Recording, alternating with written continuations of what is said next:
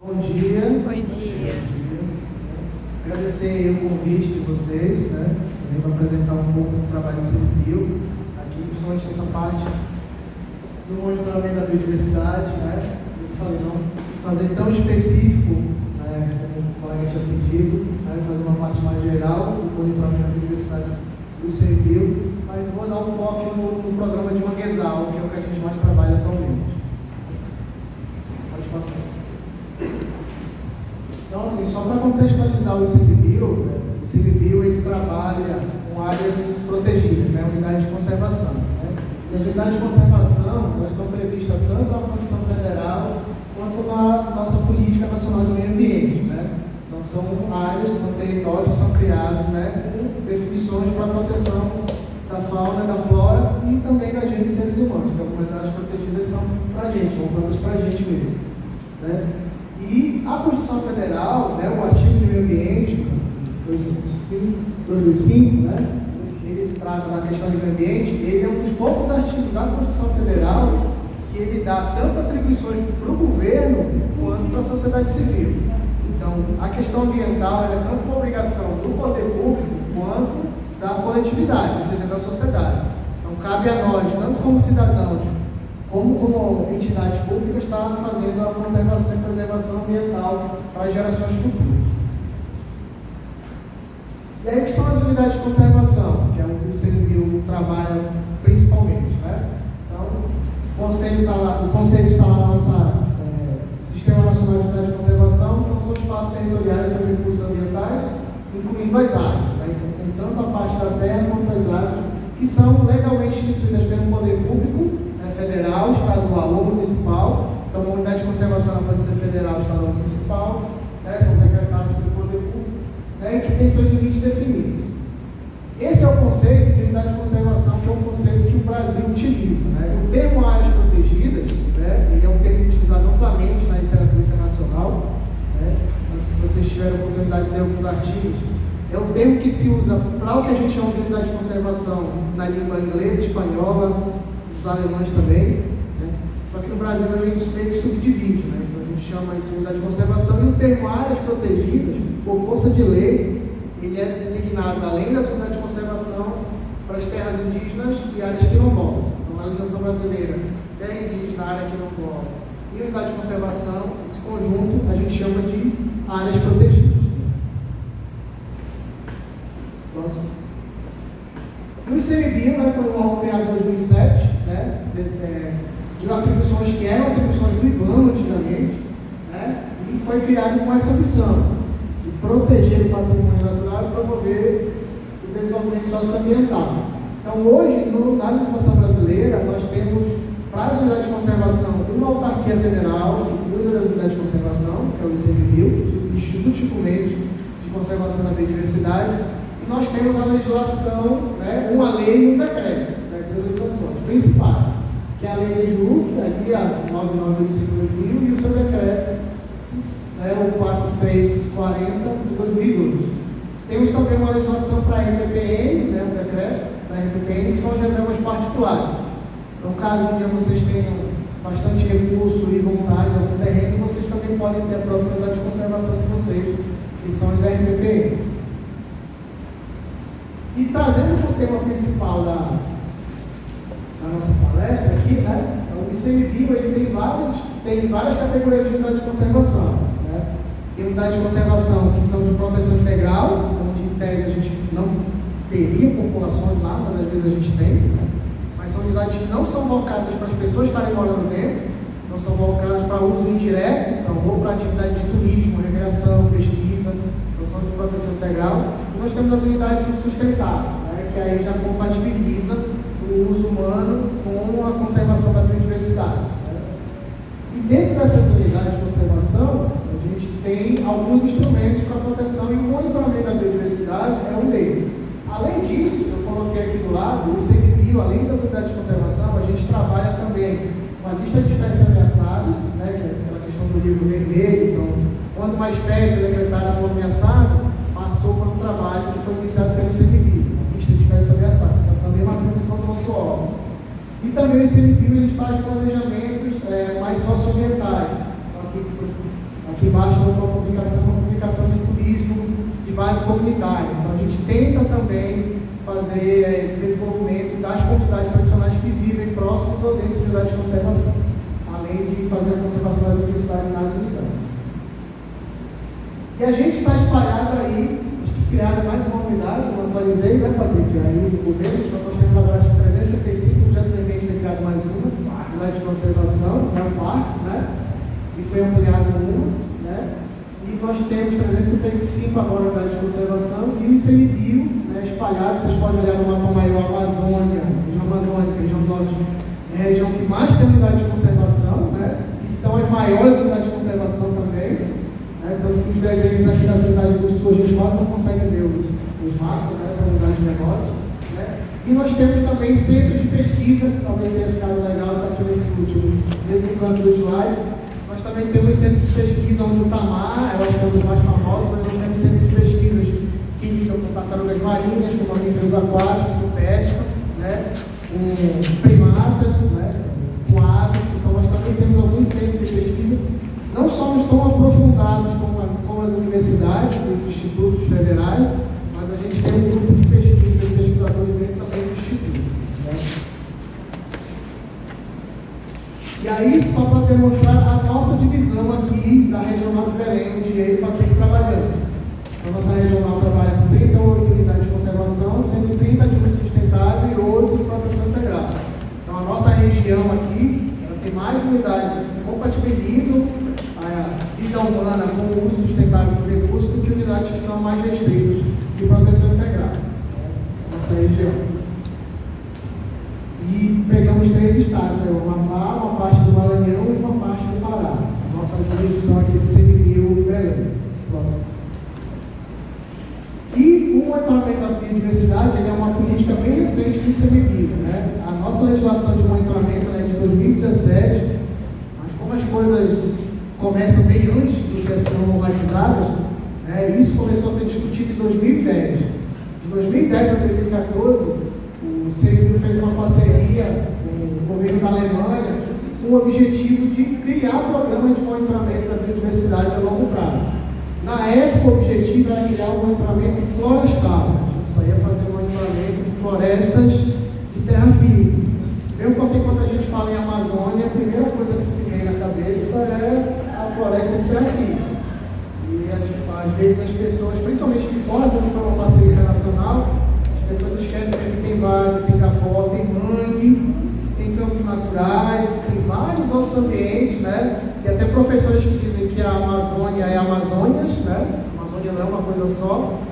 Mas no começo, né, o foco era o monitoramento de floresta, né? Floresta de terra firme, né? Esse monitoramento, essa parceria aqui, que ocorreu de 2010 a 2014 entre o Brasil e a Alemanha. E aí gerou em 2013 a nossa primeira publicação de monitoramento da biodiversidade a longo prazo. Está disponível na internet, vocês podem procurar aí, né? Então, foi criado um programa de monitoramento adaptativo, foram criados alguns indicadores biológicos para serem trabalhados nesse monitoramento, que serve de monitoramento, né? Que tem o princípio da racionalidade, ou seja, que dê para fazer, faça implementação e que tenha um bom desempenho para que seja feito a longo prazo esse monitoramento florestal, né? Adaptativo.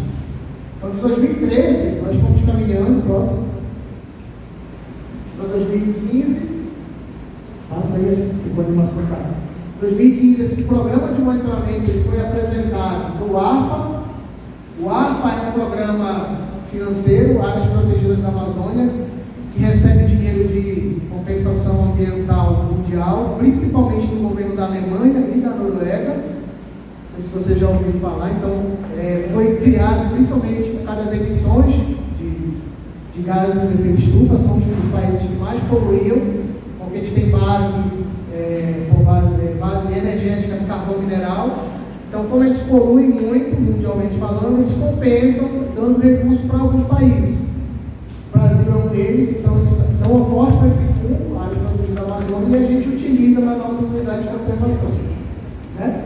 E esse programa de monitoramento, né, como a gente diz popularmente, o peixe foi vendido para esse programa.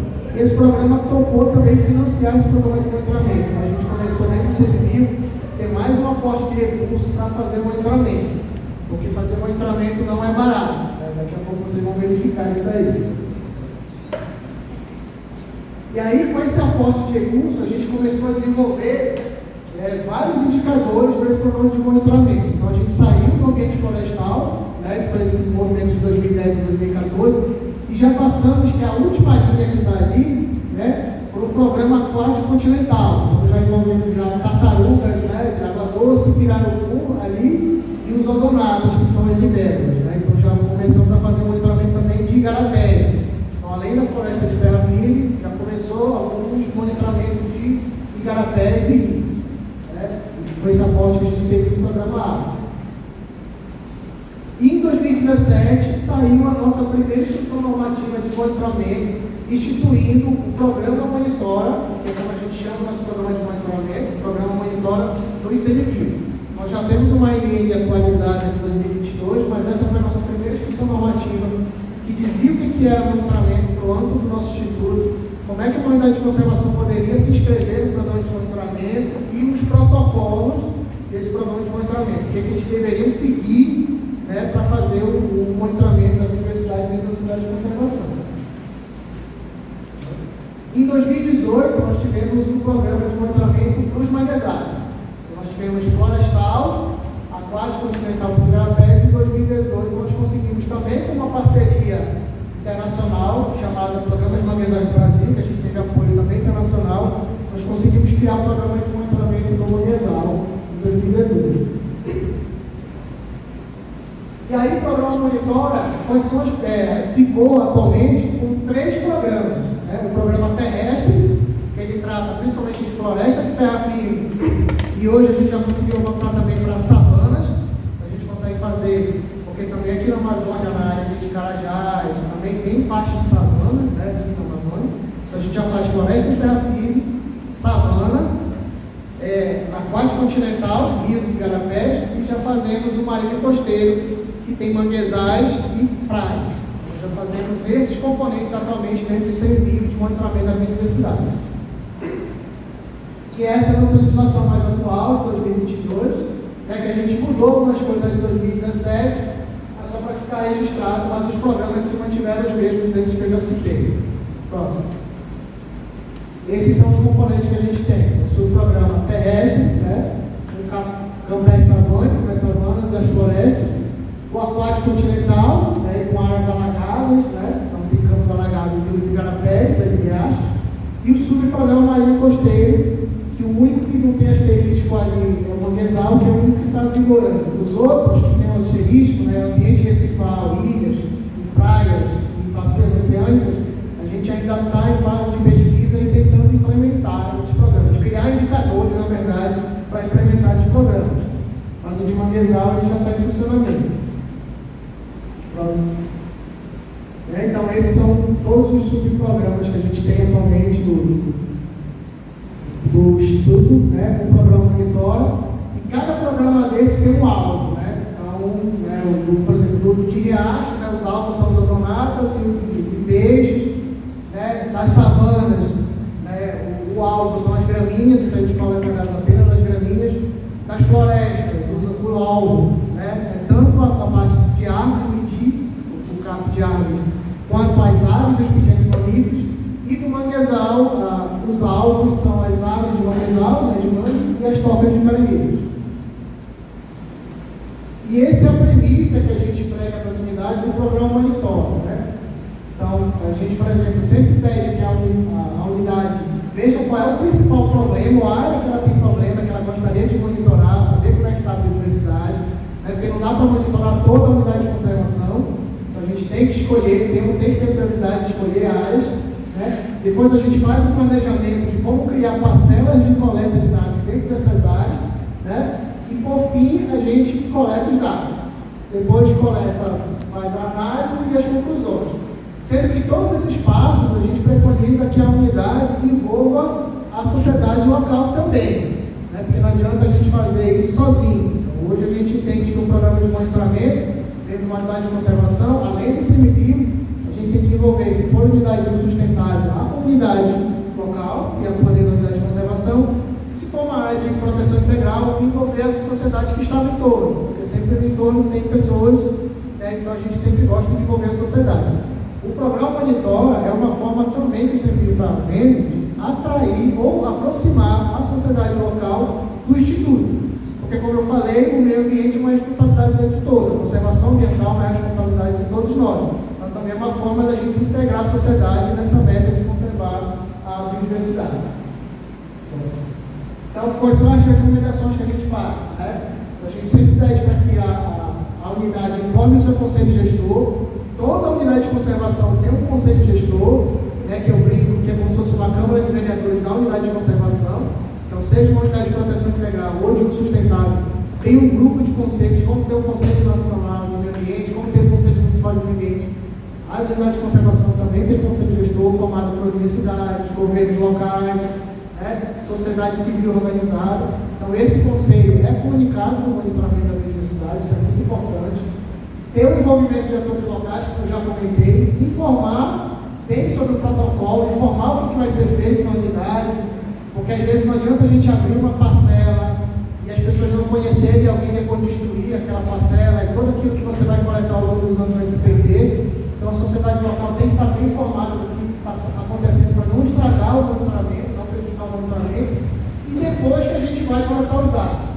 A gente sempre faz essa sequência para as unidades, porque o pessoal sempre quer começar já perguntando da coleta de dados. A gente não. Antes de começar a coletar os dados, a gente tem fases antes que tem que ser vencidas e seguidas. Né? É muito importante começar devagar, mas começar bem feito e bem planejado.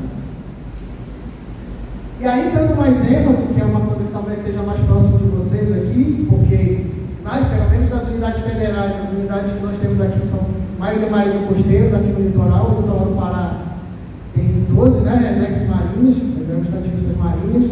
Então, a gente, aqui no nosso litoral, algumas delas já iniciaram, se não me engano, 4 delas já iniciaram o monitoramento do protocolo do Manguezal. Algumas em 2018, outras em 2019 e algumas aderidas agora em 2020 e 2021.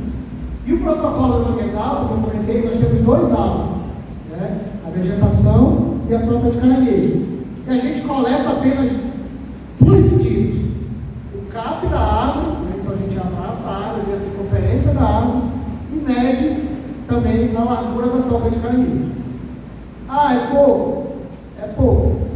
Mas a gente preconizou fazer algo que seja simples e que a médio e longo prazo até a sociedade local possa fazer. Então, se a gente tiver pouca gente no ICMBio, ou se o ICMBio não puder ir, é um negócio relativamente simples e fácil de ser treinado, que a sociedade local pode fazer sozinha depois de passar os dados. É essa a nossa intenção.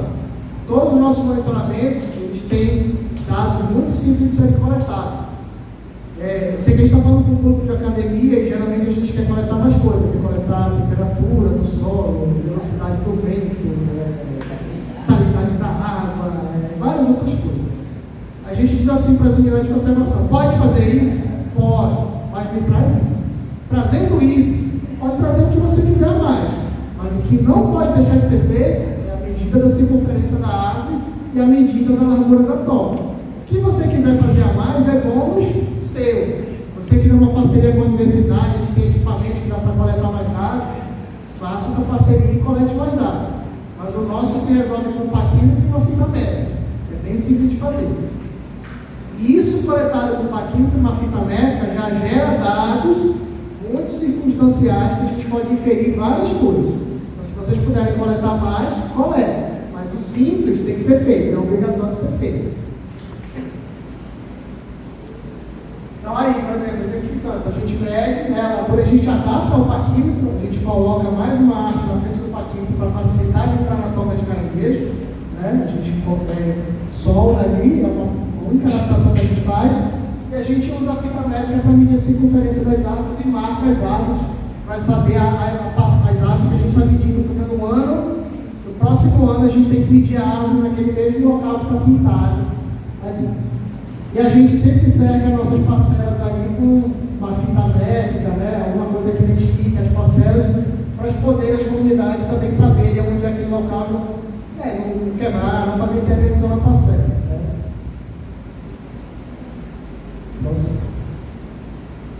E aí a gente tem nas nossas equipes, né? A gente pode ter equipes maiores, mas a gente sempre preconiza na equipe que vai trabalhar com as tocas de caranguejo, que a gente tenha 3 monitores, uma pessoa para anotar, 2 pessoas para medir toca de caranguejo, e que sempre leve um caranguejeiro. Então, levar um caranguejeiro é importante, porque ele vai ajudar a gente na locomoção. Até na última foto está eu atolado aqui, o caranguejeiro passando do meu lado de boa. Então, eles ajudam a gente a carregar as coisas muito mais fácil, né? Porque a gente não consegue ficar em pé. Na verdade, hoje em dia eu já consigo, né? Com treino, já aprendi. Mas ele se locomove com uma velocidade muito maior do que a gente, então pode ajudar muito a gente em campo. Então, eu sempre reconheço que a gente leva o caranguejeiro, né? Ele ajuda muito. E na de vegetação, a gente geralmente preconiza ter 5 monitores. Um para anotar, 2 para medir a circunferência das árvores, né? Um para pintar e outro para subir, medir a altura das árvores. E também a gente faz a medida de altura das árvores nos 3 primeiros anos. A gente usa um para medir a altura, 2 para medir a circunferência, um para pintar os locais e um para ficar anotando. E no caso da vegetação, a gente preconiza que as pessoas levem alguém da comunidade que tenha facilidade de subir nas árvores, porque algumas medidas elas têm que ser feitas numa parte mais alta, como está sendo feito aqui, porque no mangue vermelho, né, que essa árvore tem essas raízes maiores, a medida tem que ser feita acima das raízes. E às vezes as raízes delas estão bem altas. E às vezes a gente, com nossa vida de escritório, não tem a habilidade de subir na árvore para medir no local certo. A gente sempre preconiza levar alguém da comunidade que tenha essa habilidade, que em alguns casos a gente vai precisar usar essa pessoa para poder subir na árvore lá para medir, né, em algumas delas. E aí essa parte também do programa que a gente preconiza o envolvimento da sociedade local. Então a gente, por exemplo, aqui nessa primeira foto aqui é o pessoal lá de Bragança, né, da nosso centro de Bragança. Lá nos últimos 2 anos a gente tem envolvido tanto a universidade quanto os municípios, né? Então a gente convida sempre uma pessoa do município, da Secretaria Municipal de Meio Ambiente, e abre um edital para ser inscrito 10 pessoas da universidade. Então os alunos se inscrevem, a gente faz uma seleção de voluntários e esses alunos participam das nossas coletas de dados lá no monitoramento. Então é uma forma da gente estar envolvendo a sociedade local, né, nessa atividade. Não só na coleta lá no manguezal, que talvez seja a parte sofrida, mas também a parte divertida. Mas também na parte de catalogar as fichas de campo. Então os alunos também ajudam a gente a digitar as fichas de campo depois no escritório. A gente também, aqui essa última foto, né, lá em Marapani, que o Patrick participou disso, lá a gente envolve muito a comunidade local. Né? Então lá a gente sempre envolve a comunidade para ir com a gente, e a gente sempre preconiza que eles usem também os equipamentos. É muito interessante, ensina eles a mexer no paquinho, para medir as coisas, não só utiliza eles para subir na árvore ou ajudar a gente a carregar as coisas, mas a gente também tenta ensinar o que é o protocolo, porque a médio prazo a gente também quer que eles possam um dia fazer o protocolo sozinho, baseado na simplicidade que é o protocolo. Então lá a gente teve até envolvimento na sociedade local e foi muito legal que no último dia eles até fizeram um bolo lá para comemorar o início do programa Monitora lá na unidade deles de conservação. E aqui uma foto da equipe, talvez esteja longe, não dê para ver, né? Eu digo que a galera sempre sai sorridente, apesar de no meio da atividade estar reclamando, que tem mosquito, que está cansado, que tem lama, mas quando a gente vai bater a foto final, sempre estão sorrindo, e quando a gente abre o edital, sempre o pessoal está se inscrevendo e querendo voltar. Então é um trabalho também que é muito gratificante, apesar de ser cansativo. E é isso, fico à disposição aí para dúvidas e perguntas quanto a essa questão de monitoramento da biodiversidade. Assim, fiz até prevendo um pouco esses contratempos, eu gosto de fazer apresentações mais curtas, para caso a plateia queira interagir, a gente ter uma interação, que às vezes a gente acha que está falando o que vocês querem perguntar outras coisas, então também é bom deixar um tempo para caso vocês tenham interesse, possam perguntar e a gente possa tentar responder as perguntas.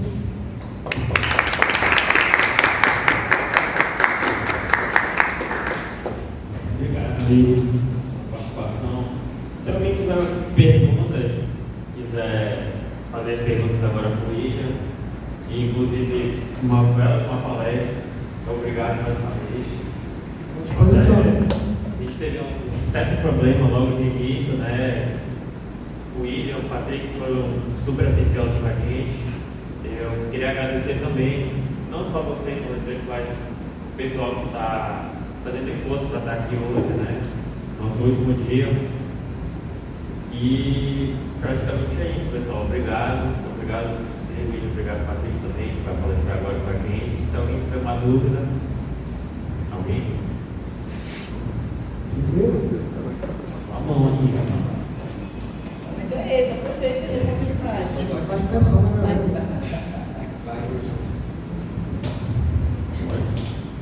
sei que tem. Achei, né? Bonito, Tá, o monitoramento das áreas de manguezais. O monitoramento das áreas de manguezais, ele é feito só aqui no Pará ou na extensão do litoral, até o Maranhão? Ele é feito em todo o Brasil, só que assim, a unidade precisa se inscrever no programa para fazer o monitoramento.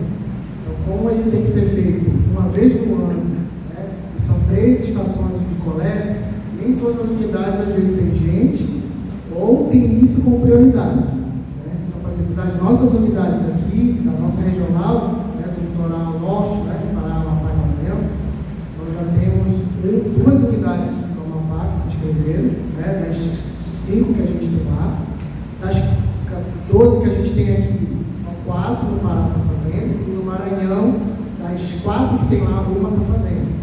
Porque as outras estão em ritmo de fazer outras coisas ou não tem gente suficiente para fazer. E o monitoramento é aquela coisa, da feita que você começou, você vai ter que continuar, porque são monitoramentos de longo prazo. Então é aquela brincadeira, né? Se não puder brincar, não desce pro play. Se puder brincar a longo prazo, aí se inscreve. Então depende muito do ritmo de cada unidade. Mas o protocolo ele é feito para ser para todo o Brasil. Então foi até um grande desafio da gente coletar só 2 coisas, porque o manguezal também não é igual em todo o Brasil, mas essas 2 coisas tem que ser.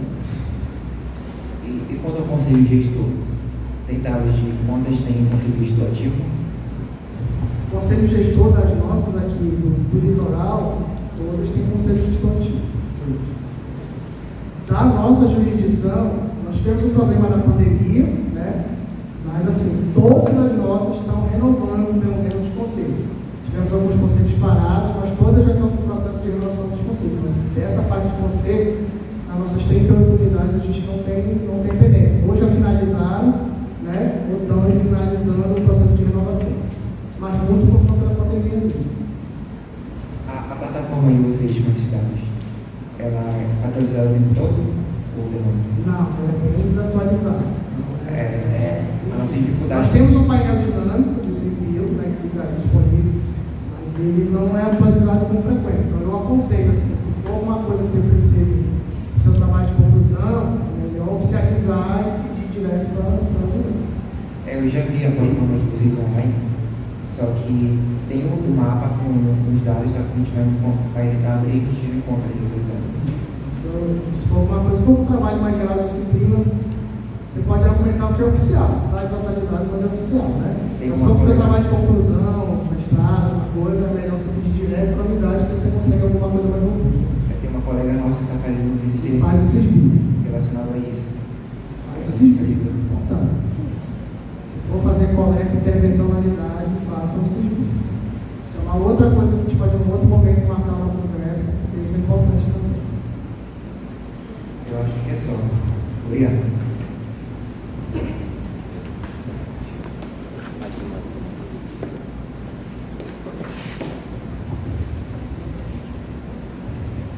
Bom dia, me chamo Laís. Eu cheguei no final da palestra, foi uma palestra muito boa. Eu queria saber em relação às áreas de Campinas e Savana, como que vocês fazem esse monitoramento, principalmente da fauna e da flora? E se vocês utilizam alguma plataforma de fora ou se vocês sempre fazem as coletas? No componente savânico, né, assim, como a gente também queria alguma coisa que fosse simples e que desse para quase todas as savanas, quem ganhou foram as gramíneas. Então a gente não coleta fauna, né? A gente coleta os dados baseados nas gramíneas e quando tem fogo a gente também registra dados de fogo. Então o indicador do componente savânico são as gramíneas. Aí tem uma classificação não de espécies, mas de grupos de gramíneas que a gente registra. E é por transecto. A gente faz um transecto de 100 metros e vai aquele transecto e sempre volta nesses transectos uma vez no ano e faz a coleta. E plataforma, como foi perguntou? A plataforma, quando vocês não podem utilizar, fazer coleta dos antivírus, vocês utilizam alguma plataforma? Tipo, Não utilizamos plataforma, não. A gente tem, como eu falei, se entrou no programa, tem que estar preparado para fazer no mínimo 5 anos. Então, a gente avalia muito a unidade quando ela vai começar, para saber se ela tem pelo menos 5 anos de aporte para iniciar. Na verdade, o monitoramento tem que ser de 10 para cima, mas a gente também não, faz um horizonte de 5 anos, a unidade tem servidor, curso, a gente libera para ela fazer e a gente não utiliza. A gente utiliza parceiros de universidade, Instituto Federal, comunidades, né? Lá em Carajás pode ter pessoal de Amorandi, então usa parceiros, mas não faz nada com plataforma. Tem que meter a mão na massa dele. Ok, obrigada. Bom dia. Para conceder o título de área de proteção ambiental, cabe ao IBAMA ou ao ICMBio ou nenhum dos órgãos? Área de proteção ambiental, que é a APA, né? A APA, ela cabe ao ICMBio se for uma APA federal. A APA estadual do estado, que é a FLABio, a APA municipal, que é a SEMA municipal. Porque toda unidade de conservação ela pode ser das 3 esferas. Mas assim, no âmbito federal, o órgão responsável por decretar a APA é o ICMBio. Faz um levantamento da área para poder decidir título? Sim. Toda a área de uso sustentável, geralmente ela é provocada pela sociedade. A APA é uma área de uso sustentável. Há uma provocação da sociedade, olha, nós gostaríamos que tivesse uma unidade de conservação aqui, que geralmente a gente não conhece, que é a APA, né? E aí você vai lá, faz uma avaliação da área e depois já discute com a sociedade, olha, a gente acha que aqui cabe uma área, aqui cabe uma área, aqui cabe uma flora, entendeu? E aí a partir dessa discussão a gente constrói qual vai ser a categoria e aí o processo é encaminhado para proceder pelo campo. Obrigado. Mais alguém? Isso. Beleza? Obrigado. Gente, estamos à disposição também para outros fóruns, né? E muito obrigado também pelo convite de vocês. Tá bom? Obrigado.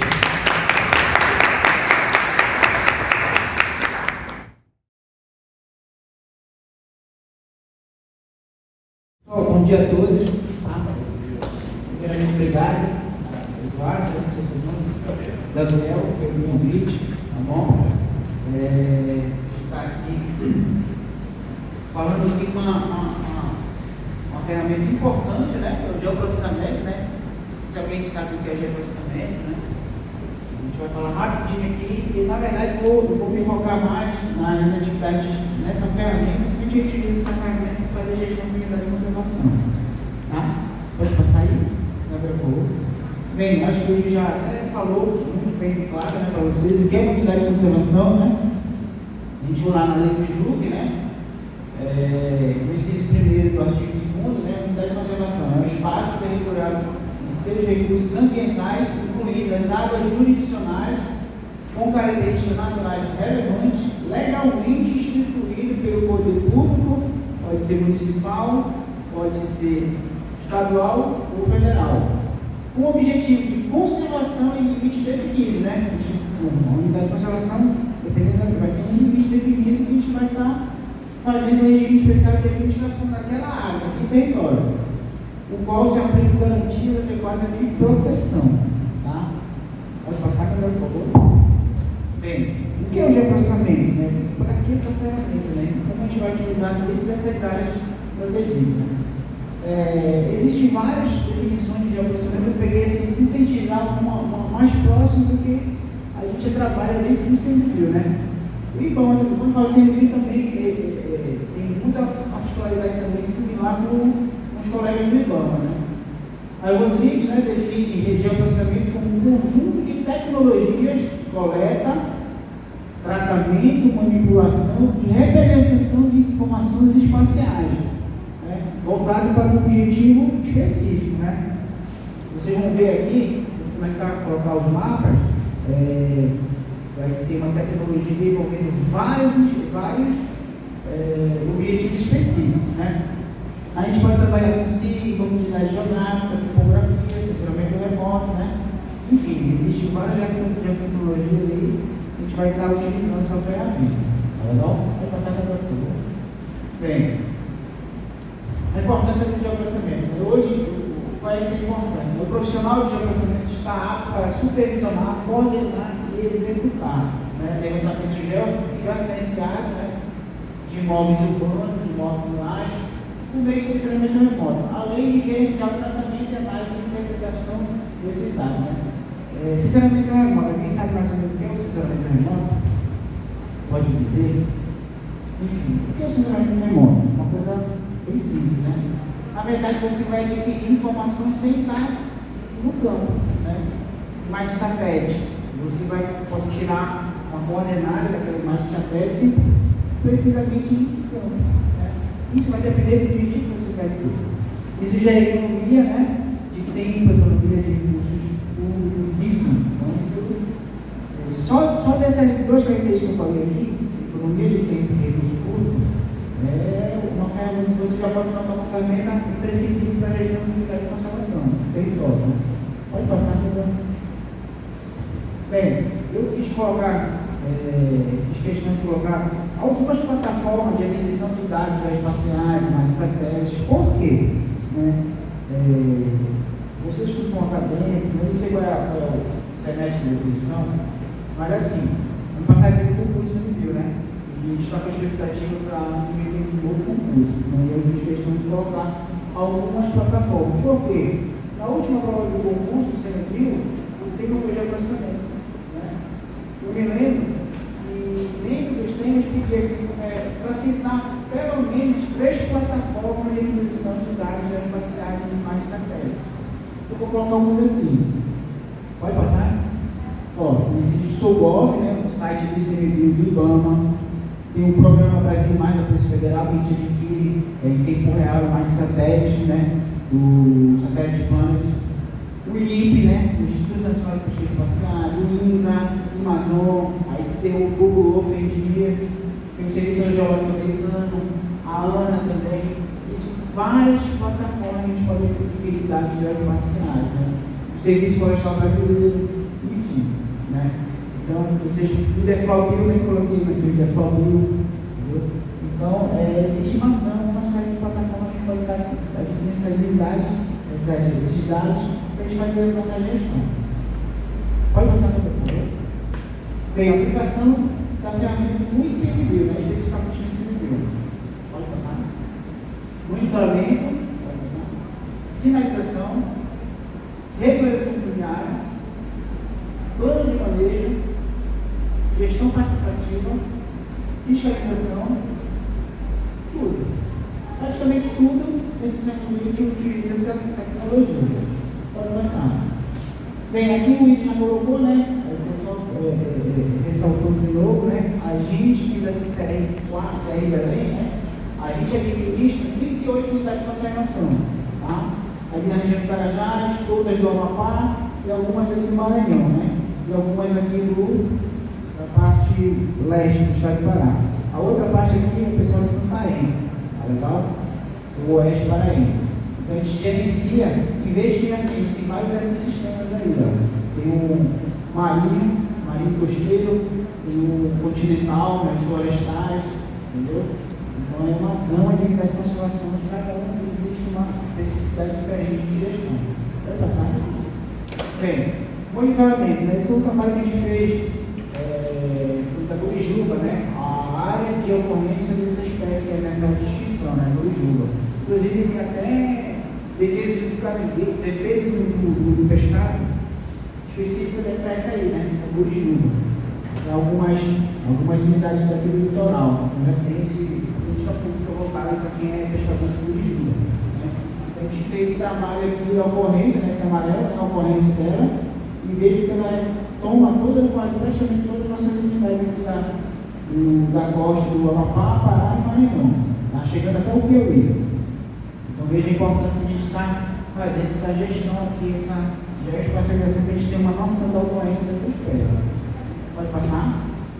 Aqui é o monitoramento, né, que o William acabou de falar, de algumas subparcelas, né, dentro da Resex Marinha da Ilha Taparaçu. Ela fica fica não em Subir Bragança, essa unidade, né?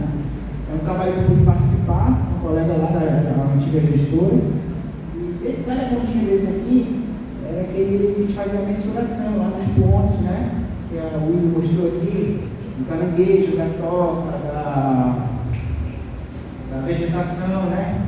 A gente fazia essas coletas. Então, assim, a gente pensa assim, é muito bonito, né? Colocar assim, mas quando a gente vai registrar é difícil, né? É difícil porque, assim, trabalhar em Kombi é complicado por causa do território, né? Enfim, então isso aqui foi o que a gente conseguiu mapear e mostrar como é que está a dispersão das coletas, das áreas amostrais que a gente fez a coleta do programa monitório aqui desse subprojeto Caranguejo e Vegetação. Tá legal? Tirei as coordenadas, bonitinho, né? O 1 é franja, o 2 é bacia, o 3 é transição, né? Então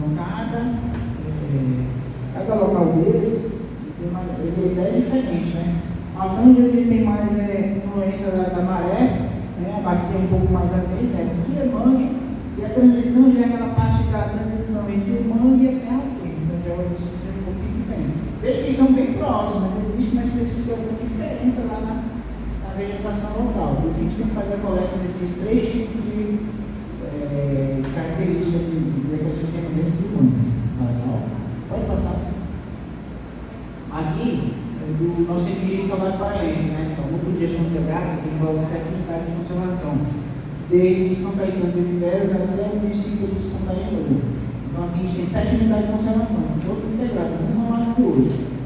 Esses pontos em amarelo são os pontos do programa Monitora. Três unidades, né? Chocar em Mato Grosso, Resex em Grande do Sá e a Resex Mestre do Sim. Então, assim, a gente não consegue ainda abarcar todas as 7 unidades, porque é um trabalho muito desgastante, requer recursos humanos, recursos financeiros.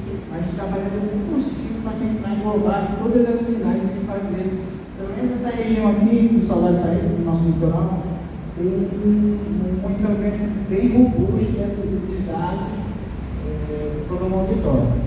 Tá legal? Pode passar?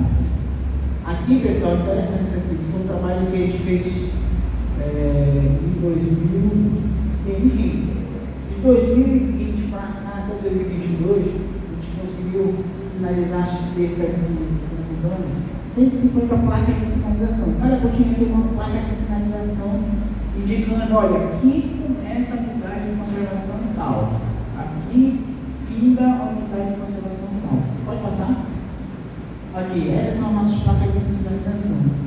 Resex Maracanã, Resex Areópolis.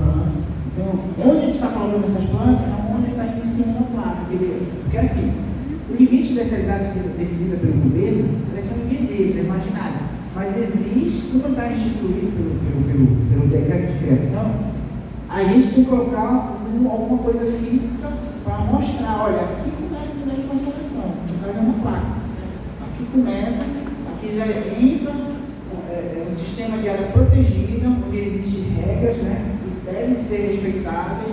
Existe extrativista que usa essa área para o seu consumo, para a sua subsistência. Existem regras de apetrechos de pesca que são permitidos, apetrechos de pesca que são proibidos. Estou falando só da marinha, né, porque eu trabalhei nos últimos 4 anos. Né? Mas esse que é fundamental, esse instrumento aqui, que é a sinalização das unidades. Pode passar? Regulação fundiária. Pessoal, isso aqui é uma área do cidadão lá, não sei se vocês conhecem a Praia do Crispim, né? A Praia do Crispim, Marapim. Essa área aqui, lá está, ali é a Praia do Crispim. Não tem a coisinha, não, né? Não, tranquilo, vai estar tranquilo. Lá no final da Praia do Caranguejo, na Praia do Crispim, vai para a direita, tem uma placa lá que a gente colocou também. Passando essa placa, tem essa propriedade aqui do cidadão. Tá? O que acontece? Como o governo estabelece uma área protegida, uma unidade de conservação, todo imóvel particular que está inserido, está sobrepondo a unidade de conservação, ele tem que ser desapropriado e tem que ser indenizado. É a regulação fundiária. Ele estabelece uma unidade de conservação. Só que para isso a gente precisa saber se é uma poça, se está título definitivo para saber se realmente o cara tem direito na indenização e o quanto isso vai custar para o governo indenizar aquele cidadão. Tá? Então a gente faz o quê? A gente faz o levantamento de campo, ou a pessoa vem atrás da gente, ou a gente vai atrás da pessoa, né? Conforme nós aqui nossas pernas. E faz a plotagem da área comunal. O cara tem um de referenciamento da área, tem um mapa, tem um memorial descritivo, a gente plota para ver qual é o tamanho da área, né? Quanto é que vai ser de indenização, conforme a tamanho da área. E as benfeitorias também que tem dentro da área escamanária. A gente plotou isso aqui, tinha 2.126 metros quadrados. Foi a área que a gente plotou. Então isso fica muito fácil para a gente, porque a gente consegue saber que realmente não está incidindo, o imóvel dele está incidindo dentro de uma área de conservação. Então, já vamos abrir processo para regularização fundiária desse cidadão. É um processo, pessoal, assim, um processo que não é rápido, é demorado. Regularização fundiária trabalha para agrária, ele requer muito esforço. Dentro do CMB, a gente tem mais de 2.000 técnicos, analistas técnicos. Só que pouco, eu acho que tem 10, ou até menos que isso, que trabalham especificamente para a regulação fundiária, senão são muito pouco, até porque tem que ser engenheiro agrônomo, né, para fazer alguns serviços mais técnicos, aprofundados, porque ele tem crédito, enfim, uma série de fatores que demoram para fazer a regulação fundiária dentro do órgão, CMB. Tá legal? Pode passar. Aqui é interessante, pessoal. Esse aqui é o mapa participativo do plano de manejo, né? É o plano de manejo, né? Dentro de uma unidade de conservação. O plano de manejo, na verdade, é um conjunto de zoneamento, de regramento que a gente vai fazer dentro da área. Como é que a gente vai fazer? Essa área é permitida você pescar, essa aqui não é. Esse aqui é tal apetrecho de pesca é permitido aqui já não é permitido. Essa área aqui ninguém pode entrar porque é uma área de desenvolvimento de tartaruga, enfim. Mas isso é feito junto com os comunitários, com os extrativistas. Porque eles sabem a realidade local mais do que nós gestores. A gente tem um certo conhecimento também, por estar dia a dia convivendo lá, mas eles são os protagonistas principais, os extrativistas. Eu estou falando de reserva extrativista, que é uma categoria sustentável. Se eu fosse falar de recurso, é uma outra conversa que eu estava falando com vocês, né?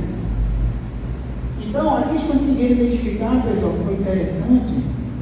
Eles fizeram um papel assim, a gente fez um mapa impresso, estilo banner, né? De 1 metro por 2, se não me engano, e um espaço em branco, né? Só dava o limite da unidade. Então, eles foram lá no mapa, fazendo aquele mapa participativo, eles foram desenhando, olha, aqui a gente pesca, aqui a gente faz espinhel, né? A gente pesca de espinhel, aqui tem agricultura, aqui tem a rampa da balsa, então aqui são os mangues, aqui é uma rota turística de São Tomé até São Bento. Então eles vão construindo isso aí e depois, com base nessas construções, colaboram com o zoneamento propriamente dito. Olha, passa aí, aqui, ó. Isso aqui foi o resultado da nossa atividade junto com ele, tem que fazer oficinas comunitárias. Né? Então foram definidas lá 3 zonas na reserva de Maracanã. A zona populacional, né, que existe um regramento dentro disso aí. Se a gente tiver uma outra conversa de um manejo bem específico, e só uma palestra para tirar dúvida de vocês. A zona de uso restrito, lembra que eu falei da tartaruga? Aquele verdezinho ali, né, é ali que se encontra a Praia da Marieta, não sei se vocês conhecem, bem famosa ela. Então também tem dado muita dor de cabeça, porque não é uma área paradisíaca, não vai muita gente lá, entra carro, lá entra carro. Entendeu? Tem mais essa regra lá. Então a gente, galera, assim, o pessoal da especulação imobiliária, já tiramos 2 restaurantes de lá de dentro, que já tinham se instalado sem autorização nossa, sem nosso licenciamento, né? O que não pode também, a não ser que seja de própria comunidade extrativista. Mas enfim, isso é tudo uma regra que eu estou falando para vocês, mas lá eles definiram uma zona de uso restrito. Por quê? Nessa região ali, desde o ano passado a gente está fazendo monitoramento das tartarugas marinhas, juntamente com o Tamar. Então, virou uma das áreas primordiais da nossa gestão para a questão de monitoramento. Então, eles mesmo decidiram lá seria uma zona muito restrita, por causa dessa cidade de monitoramento e questão do uso público ali também, que é muito forte. E a zona do uso comunitário, que praticamente é toda a unidade, porque eles usam toda a unidade. Tanto a lâmina d'água que eles fazem o pescado, com um curral, com uma rede, com uma linha permitida, né? Tem uma certa metragem de malheiro para pescar, pode ser muito pequeno, tem que ser acima de um certo tamanho lá. E os manguezais, que são da extração do caranguejo, né? Dos extrativismos. Enfim, então veja que o gel, ele está incutindo, estou falando tanta coisa, nem tanto de gel, mas só mostrando o resultado que a gente faz, dessa importância de esclarecer até mesmo para eles. De onde pode, de onde não pode, é isso, é assim, a regra que vocês definiram aqui, pessoas de fora têm que respeitar essa regra, entendeu? Então isso é importante para a nossa gestão. Vai passar? Aqui é o plano de maneira, esse aqui é Redex Paulizinho, Baião, tá? A gente faz também esse trabalho de uso e classificação do solo, tá legal? Esse aqui é uma unidade florestal, já não é mais marinha, né? Ela fica ao lado do Rio Tocantins. Então a gente foi classificando através de um programa lá, Terra Class, a gente foi classificando conforme a vegetação, né? Capoeira, floresta, hidrografia, pasto, regeneração natural, solos brutos. Tudo isso a gente sabe codificar também, quanto é que tem de pasto, quanto é que tem de capoeira. Tudo isso faz parte do dessa ferramenta ali. Tá? Pode passar. Aqui, pessoal, muito interessante isso aqui, pessoal. Gestão participativa. Isso aqui eu só estou dando uma das nossas atribuições também, que já nos auxilia muito mesmo. E eu queria destacar isso aqui, pessoal. Quando a gente faz o cadastramento das famílias do ICMBio, qual é o procedimento? Acho que ele deve ser procedimento para todos os outros órgãos, principalmente o INPA, né? O INPA não costuma atender isso aí, até porque ele tem que ter recursos humanos, né? Eles são poucos hoje em dia. Mas assim, no cadastramento a gente vai de casa em casa, o cidadão. Por que a gente vai de casa em casa? Porque lá a gente registra, a gente sabe do ambiente que está vivendo, a gente sabe das condições, e a gente vai fazendo todo o cadastramento anotado, antigamente, né? Agora está sendo outro papel. Então a gente registra, sua casa de quê? De madeira, de barro, venaria, enfim, a telha e tal. A renda de vocês, o que vocês vivem, o que vocês pescam, o que vocês extraem, açaí, madeira, enfim. A gente faz uma série de perguntas. E uma das informações também, quando chega lá, a gente chega coordenada. A saber onde tem que ir. Aí a pontinha desse aqui, pessoal, é uma residência familiar de uma pessoa, de uma família, né? Lá da reserva extrativa de Terra Grande de Macuúba, fica no município de Curralinho, em Marajó. O Curralinho já foi, vira e mexe, está sendo um dos piores IDH do Brasil, né? Marajó é campeão nisso aí. Curralinho, para que fica competindo. Curralinho, Melgaço, Portel, enfim. Infelizmente, a gente tem esse município com os piores IDH do Brasil. Lá foi discutido o perfil da família beneficiária, uma ferramenta que a gente está utilizando para a gente ver qual é aquele retrato daquela família extrativista da Terra Grande de Cuba que está apta para receber políticas públicas. Tá? Algumas políticas públicas. Aí eu pergunto para vocês aqui, existem duas diferenças aqui, ó. Tem as pessoas que foram cadastradas lá, e no momento a gente não sabia como é que estava a geoespacialidade dessas famílias. O pontinho verdinho aqui é que ele está incidindo dentro, ou está incidindo dentro da unidade, que é o azul, ou na zona de entorno. A zona de entorno foi calculada em 1 quilômetro. Dentro do perfil lá, que eles discutiram, fica assim. Um dos critérios, morar dentro da unidade ou no entorno de 1 quilômetro que faz influência com a unidade. Né? Você usufrui os recursos da unidade. Você pode morar no entorno, mas desde que você usufrua dentro da unidade para você ser considerado uma família beneficiária. Tá? Aí que vem o X da questão. Por que tudo isso aqui? Aí tem aquele camarada lá, o 190, lá em cima, está em vermelho. Ele não é beneficiário, está fora.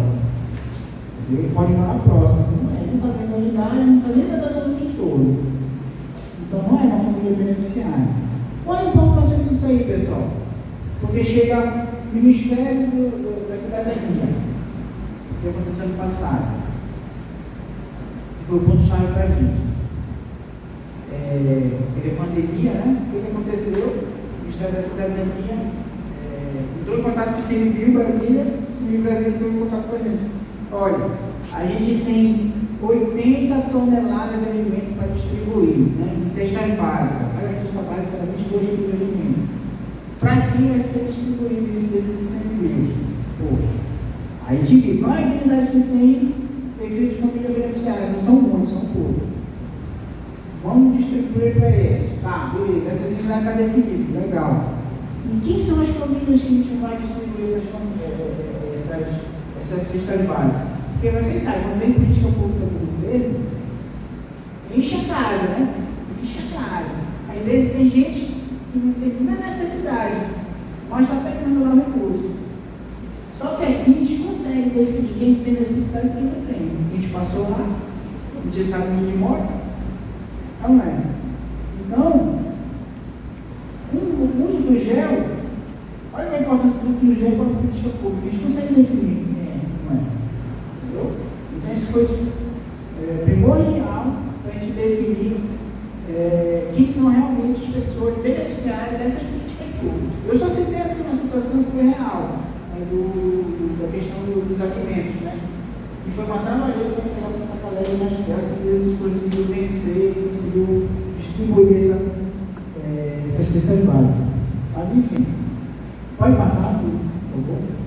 Aqui, já é da Resex na Grande Curuçá, cada pontinha maior de é uma família também, um levantamento que a gente fez em 2 etapas, né, 2014 e 2019, tá legal? Aqui é diferente da Terra Grande, né? Volta mais rapidinho, por favor. Na Terra Grande a maioria está dentro, né? Tem uma idade florestal lá, né? Terra firme, apesar que tem muitos rios, mas a maioria lá está dentro, então o perfil define como família beneficiária dos critérios de estar morando dentro, usando a reserva, a sua subsistência. Aí passa. Aqui, pessoal, já é diferente. Se a gente fosse dar um zoom, a maioria está tudo fora, poucos estão dentro. Entendeu? Então, como é que a gente vai definir se o cara é extrativista ou não é? Né? Aí a gente tem uma série que a gente já usa outras ferramentas, né? Questão de formulário, se o cara realmente, não, o cara se autodeclara, não. Eu sou pescador, vou na maré 3 vezes por semana, enfim. Aí se a gente usa uma outra técnica de informacional, a gente sabe se o cara faz realmente usa a reserva para fins próprios, para fins de subsistência. E joga no conselho também, para te definir isso aí. Tá? Pode passar. Aqui é um mapa de densidade populacional. Vejam quanto mais vermelho, onde tem mais famílias morando dentro da reserva. Dentro não. No caso da Mãe Grande, né? É no entorno. Então, onde tem mais concentração de extrativistas, né? Dessa unidade de conservação. Pode passar. Aqui são polos comunitários, pessoal. Isso aqui é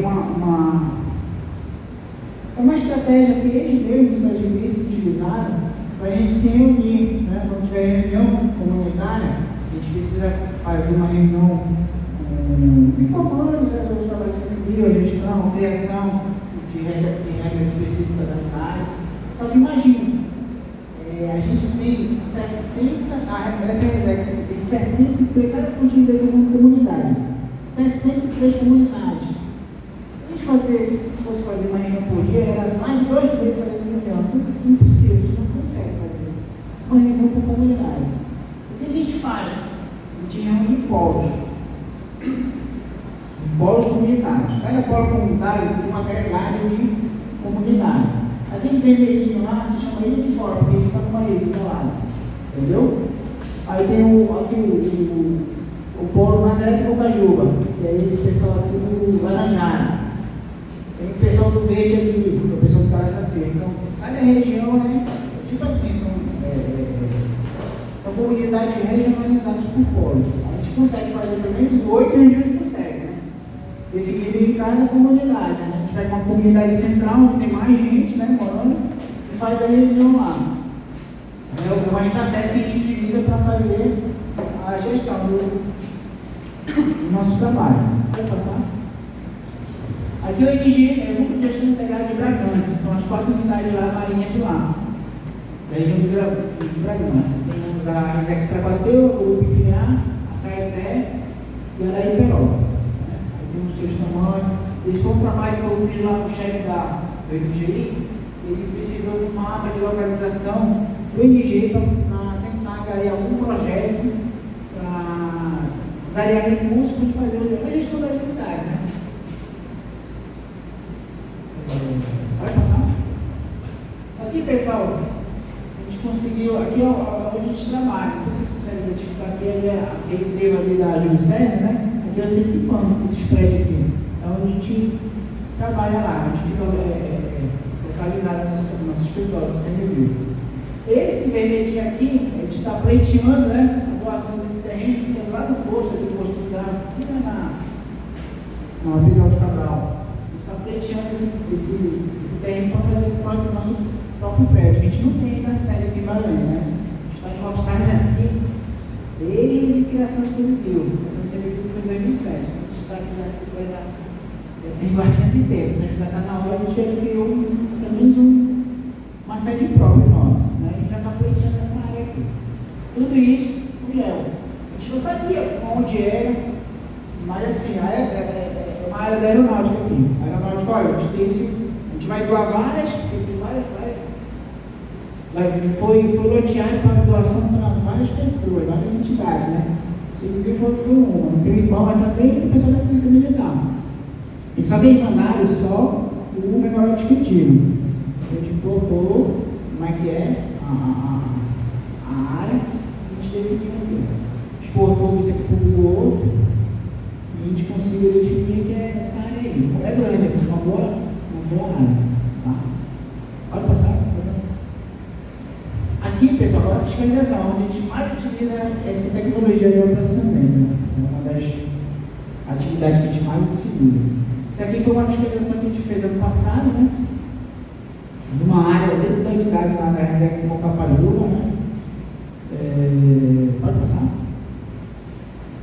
A gente encontrou lá que estava sendo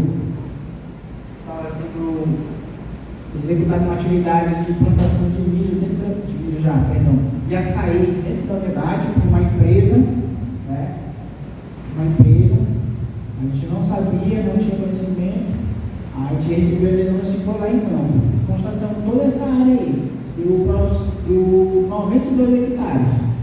Né? Mas como é que a gente fez isso aí? A gente fez através de imagem de satélite, né? A gente viu antes e depois, né? Uma imagem de 2017 e uma imagem de 2022. A gente viu que teve um desmatamento de 92 hectares nessa área. Quando a gente foi em campo, passa aí, por favor. A gente vê essa área aí, ó. Ali, ó, nossas viaturas lá. Inclusive, eu estava até nessa manifestação. Veja tantos lugares que eles desmataram. Cada pontinho daquele lá é uma cova de açaí que estava plantando, dentro da unidade. Bem próximo da sede municipal de São Bernardo de Velas. Pode passar? Tá, não volta lá, por favor. Eu só queria ressaltar o seguinte: essa atividade de fiscalização, esse local aí, ele teve até licenciamento da SEMAS aqui, do Estado. No mesmo momento que a gente fez o auto de infração, né? Antes de fazer o auto, solicitou se tinha licença do ICMBio ou tinha alguma licença. Realmente a gente tinha uma licença lá de operação. Só que quem emite licença dentro da Secretaria de Conservação, dependendo da atividade também, ou é o IBAMA ou é o ICMBio. A SEMA estadual não pode. A área federal não pode emitir qualquer autorização dentro de uma unidade de conservação federal. Então a gente ficou preocupado com isso. Então vamos fazer o ofício mandando cancelar a licença. Porque está dentro de uma área federal e você não pode fazer essa situação.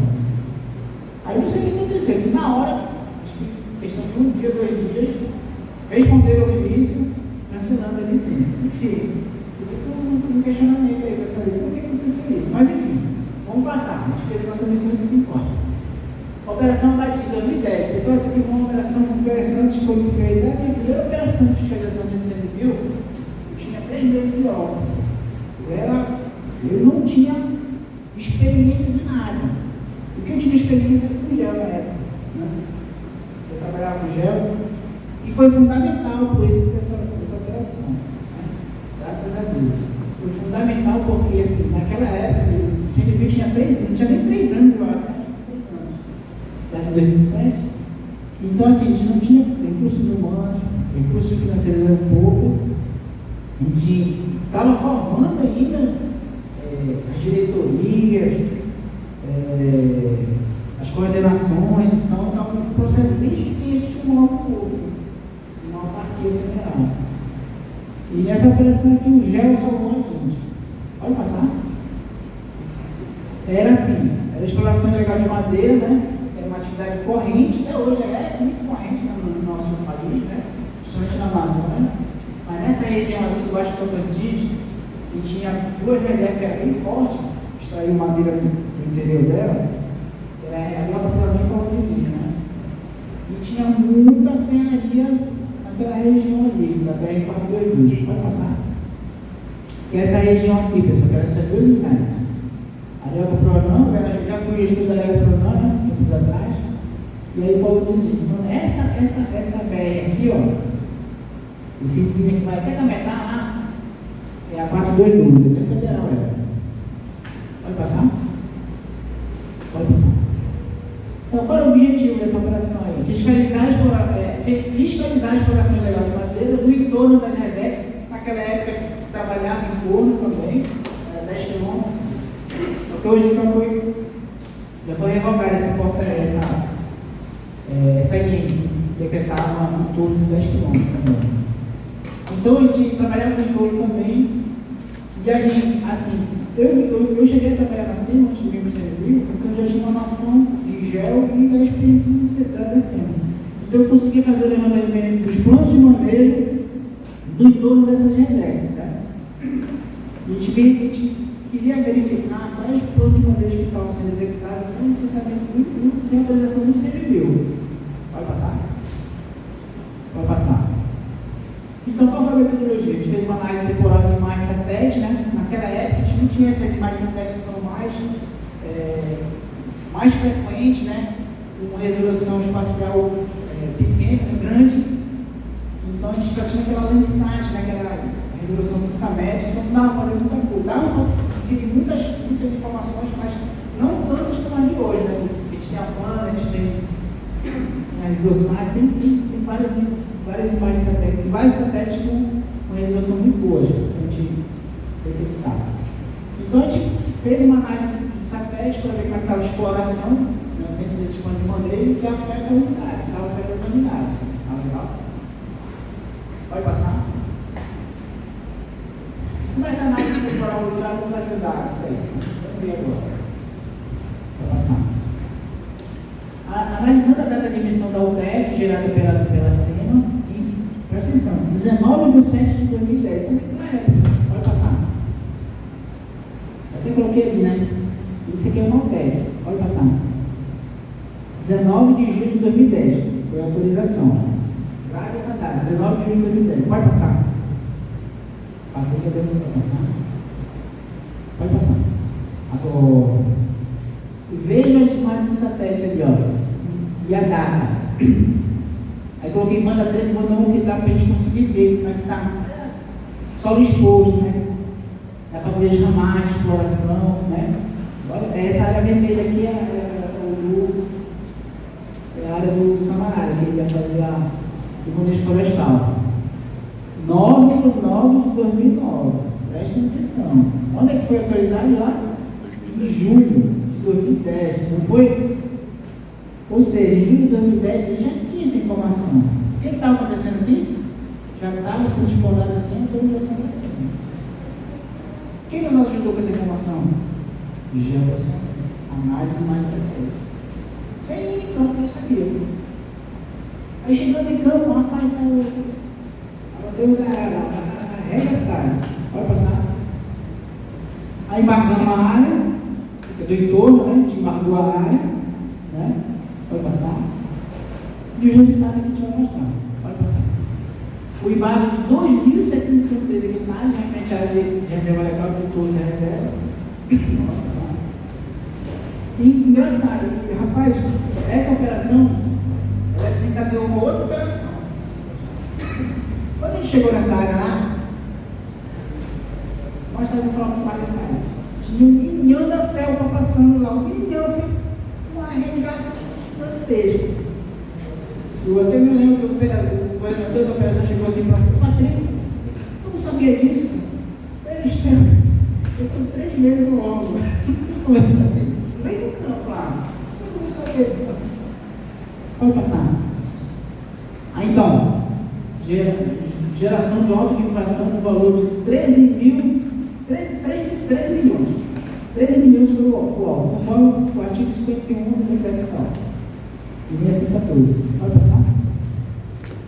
Aí se encadeou a operação então. Uma operação desencadeou outra. Tá? Durante a operação de fiscalização Badia, no nome da operação, a equipe do CNPq constatou que havia sido inicializada a supressão vegetal ocasionada pela instalação de empreendimento de linha de transmissão da rede céu. Para aquela época era rede céu, hoje é equatorial.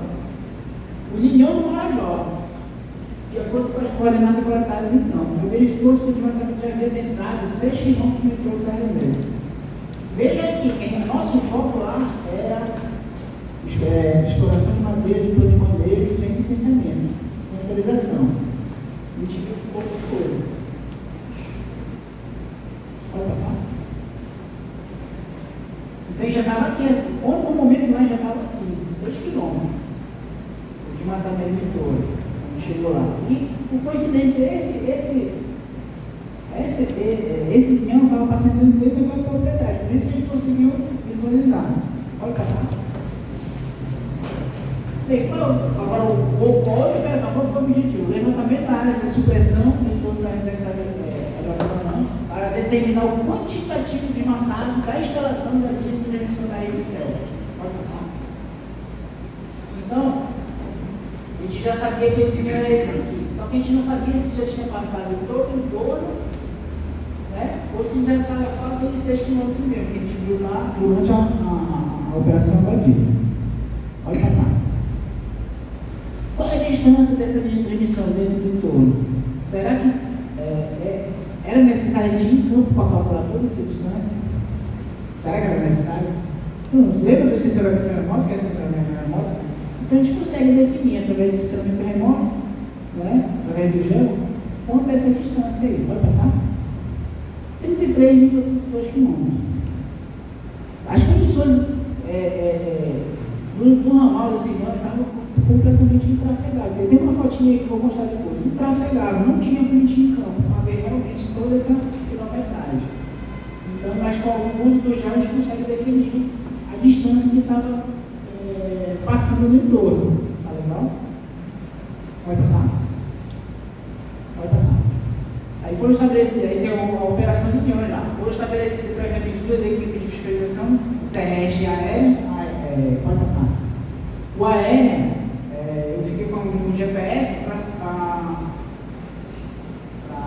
misturar a parte de cima, para ver se realmente o Linhão, até onde o Linhão estava, se tinha passado no entorno ou não.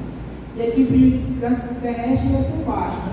Até onde desce para colocar os pontos, para a gente mensurar também a largura da faixa de servidão. Tá legal? O que é a faixa de servidão? A faixa de servidão é todo linhão tem uma faixa que vai ser suprimida.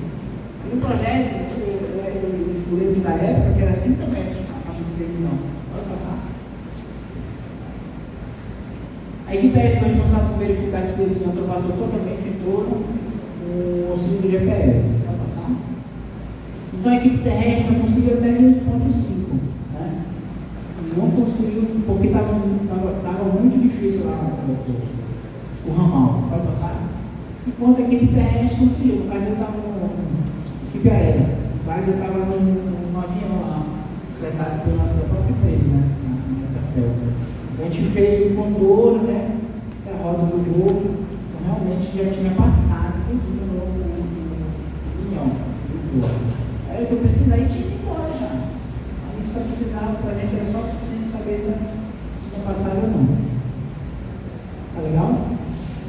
equipe aqui, ó, não tinha condições.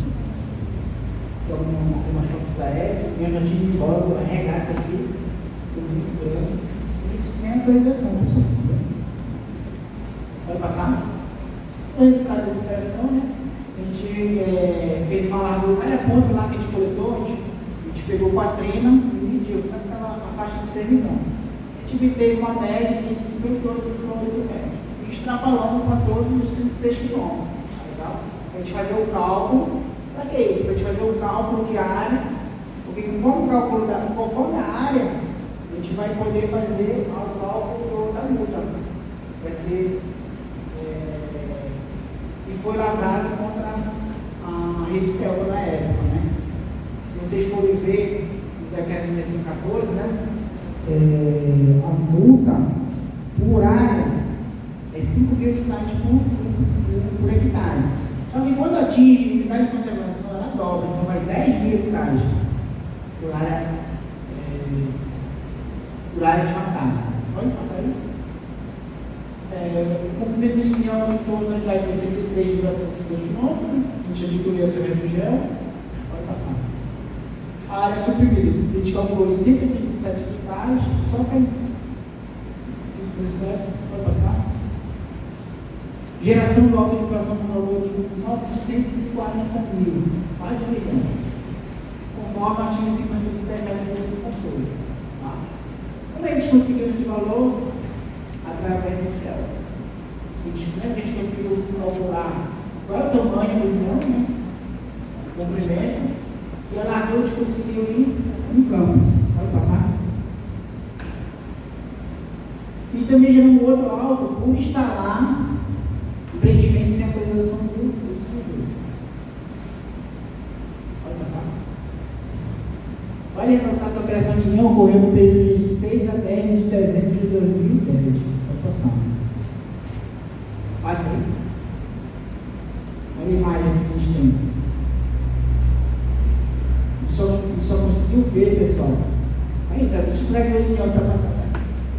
A gente só conseguiu obter essa informação através da imagem 29 de setembro de 2011. A gente fez a operação em dezembro do ano passado, 2010. Então a gente não sabia. A gente precisava do campo mesmo. Pode passar? Analisando as imagens, até de pergunta assim. Era necessário sobrevoo em volta da área de matada? Era. Infelizmente, a gente ainda não tinha mais satélite, mas era. Para medir a largura da faixa de segmento também do projeto, seria necessária a equipe em campo para fazer a mensuração, tendo em vista a disponibilidade de mais satélite? Pode passar. Ó. Será que se tivesse imagem de satélite, a gente precisava em campo para fazer essa mensuração? Depende. Depende da qualidade da imagem. Se desse para uma qualidade bem aproximada, assim, uma resolução espacial boa, a gente dava para fazer através de uma mensuração lá no programa. Conseguiram. Mas, infelizmente, a gente não tinha essa mais satélite na época, né? Não estava disponível. Era gratuito. E a gente teve que ir no campo. A gente gastou recursos, gastou questão até da segurança da equipe, mas não foi. O oficial assumiu força. Mas vejo a importância do GEL para essa atividade. Pode passar aí? Essa conclusão, pode passar. É uma ferramenta essencial para o planejamento das atividades de gestão das UCs, principalmente nas ações de fiscalização. Pode passar. Proporciona agilidade e precisão nas tomadas de decisão, que foi crucial nessa atividade, porque eu estava com 3 meses de obra, sem experiência. Eu já me meti numa ação de fiscalização, eu não lembro, tinha nem posse de arma, no período que estava. Então, imagine, mas graças a Deus o GEL fez o sucesso que fez. Só os detalhes, o pessoal tem que falar com a gente também. A gente foi multado pelo CMB e pelo IBAN. Só de multa ali, acho que foi 20 milhões. O camarada lá. Então, foi um sucesso. Menor custo argumental para realizar determinadas tarefas. Facilidade para a quantificação de áreas, localização de alvos. Enfim, o elemento GEL, isso aqui é uma brincadeira, mas já viu um jargão já. no uso de CMBio e IBAMA, é a peça fundamental nessa operação de exposição. Quem é o elemento gel? É a pessoa profissional que trabalha com geoprocessamento. Eu me lembro que teve um curso de geoprocessamento no CMBio em 2011, no ano seguinte, e eu coloquei essa mesma apresentação para eles, acharam fantástico. Né? A expertise que o elemento gel tem e a sua importância dentro de uma ação de fiscalização do CMBio. Não só a fiscalização, mas como vocês já ouviram, as outras áreas temáticas também do CMBio. Tá, pessoal? Tem alguma coisa aí? Sim, a referência bibliográfica, né? Vamos passar. Assim, a gente CMBio, né? Sempre tenta mostrar o máximo de detalhes da nossa atividade do dia a dia. Existe uma infinita de coisas para mostrar aqui. Só de gel, acho que não falei nem 10%. Mas assim, a importância do profissional desse gel dentro da área ambiental é crucial para a tomada de decisões, para a gente definir estratégias de planejamento, né? Não só para a fiscalização, mas estratégia de planejamento para a execução de políticas públicas, né? Resolução de conflitos, já conseguiu apaziguar, minimizar conflitos sociais só utilizando o gel, porque eles têm muito perdido. Aquelas placas de sinalização resolviam muita coisa. Ah, eu só quero abrir um parênteses, o Mauro, né, meu amigo ali, aquelas famílias lá, que a gente botou lá, ele participou, ele foi coordenador de campo lá, o Mauro, né, um grande parceiro, e aí ele está vendo agora, ele pode ver o resultado do trabalho de campo que a gente fez. Tá, pessoal? Mais uma vez, Gabriel e Eduardo, obrigado aí. Desculpa se foi muito longo ou foi muito chato. Tá? Obrigado. O cara é fiscal, não sei nem como ele me viu aqui de costas. Muito obrigado, pessoal. Tem alguma pergunta para fazer? Algo assim? Também tá agora para perguntar, pessoal. O curso vem semana que vem, eu que vem. Aqui todo mundo qual semestre? Variado, né? Eu estou vendo aqui do 7º semestre, primeiro semestre, que eu já estou vendo aqui. Tem do quinto também ali. Qual? Quinto ali. Quinto semestre também. Ela tem uma pergunta, Gabriel. Pode falar. É muito importante vocês se envolverem nessas palestras, porque vocês, um pouco da experiência que a gente passa aqui, profissional, vocês já começam a ver realmente que linha, que área vocês querem estar se aprofundando para trabalhar, também está no mercado de trabalho futuro, importante, né? Esse na área do curso público, né? De consultoria, enfim. Mas assim, é sempre você bom estar aqui nessas palestras, adquirindo esse conhecimento, quem quer ser apoio de vocês. Eu queria saber um pouco sobre essa reunião, que eu queria saber quanto tempo demorou para esses trabalhos em campo que vocês fizeram. Porque pelo que eu vi, o prazo, ele foi bem pequeno, não foi de 6 a 10? Foi 6 a 10. Aí uma boa pergunta. Poderia ser mais tempo, né? Mas assim, quando a gente tinha o gel, a gente já sabia em campo o que a gente precisava coletar de informação. A gente calculou quanto tempo, a gente estimou quanto tempo a gente vai estar em campo para calcular essa, tipo assim, ir lá na área, coletar as coordenadas, tirar a metragem da faixa real de servidão. A gente calculou de 6 a 10, né? 6 de deslocamento de ida e 10 de retorno. Então a gente utilizou 7, 8, 9, 3 dias. Foi suficiente. A gente conseguiu fazer até em 2 dias. Eu lembro que a gente voltou até um dia antes. Em 2 dias a gente conseguiu adquirir essas informações, coletar, fazer o sobrevoo, né? Enfim, a gente teve ajuda também da Excel, né? Eles foram colaborativos, né? Nessa atividade aí. Mas assim, às vezes quando não tem um elemento gel, o cara não sabe o que vai fazer em campo, o cara não sabe como é encontrar. Entendeu? Quando você tem um elemento gel, uma pessoa específica de gel nessas atividades, já sabe início, meio e fim.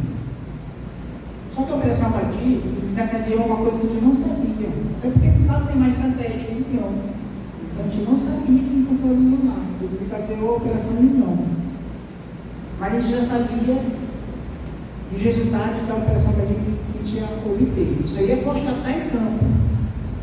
Registro fotográfico para a gente poder materializar o crime ambiental que ele estava fazendo ali. E o União foi a mesma coisa, a gente já sabia o que ia fazer. Mas se a gente não soubesse essas informações antes, né, a gente não sabia nem para onde era o União. Porque o que a gente fez? Quando a gente viu na Operação Abadir do União, a gente oficializou a rede CELTA, para apresentar o documento que tinha e tal, aí eles mandaram. Licença não mandaram para quem tinha, mas eles mandaram de SEC União. Aquilo foi uma informação chave. Então eu consegui calcular 33 quilômetros. Aí eu falei, cara, agora sim, a gente vai precisar coletar era a faixa de servidão, a largura da faixa de servidão, para a gente poder calcular a área, né? A área da área desmatada. Né? Aí a gente fez aquela média. Era para a gente fazer até o final, não tinha produção, então a gente extrapolou uma média, jogando lá a média vezes os 33. Jogamos na mesma unidade, então pode calcular 33 vezes o 58, que jogar na mesma unidade. Aí deu 127 hectares de macaco. Aí a gente conseguiu fechar o alto de inflação. Certo? Uma boa pergunta. E se tivesse gel,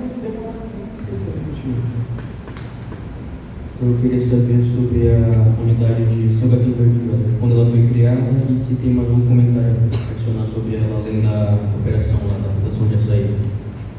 E onde é que ela fica, mais ou menos?